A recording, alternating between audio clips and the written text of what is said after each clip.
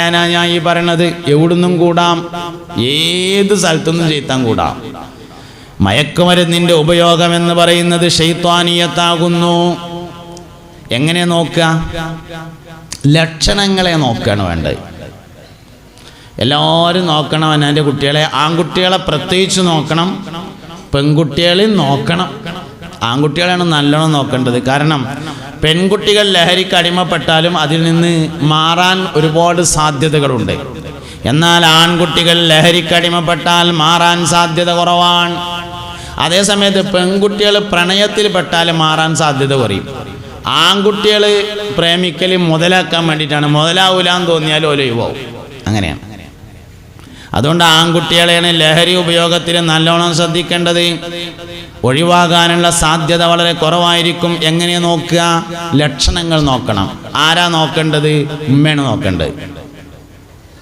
ലക്ഷണമാണ് നോക്കേണ്ടത്. ആരാ നോക്കേണ്ടത്? ഉമ്മ നോക്കണം.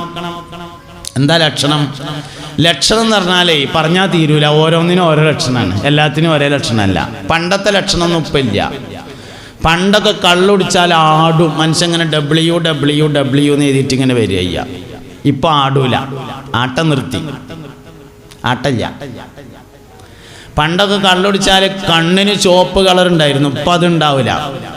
ഇപ്പം അതിൻ്റെ ഒപ്പം തന്നെ കണ്ണിലൊറ്റിക്കാനുള്ള മരുന്ന് വേറെ കിട്ടും. നമ്മൾ നേരത്തെ മണ്ണെണ്ണയിൽ ഒറ്റിക്കാനുള്ള മരുന്നിൻ്റെ മാതിരിയാണ്. അടയാളം കണ്ണിന് ചുവപ്പ് ഉണ്ടാവില്ല.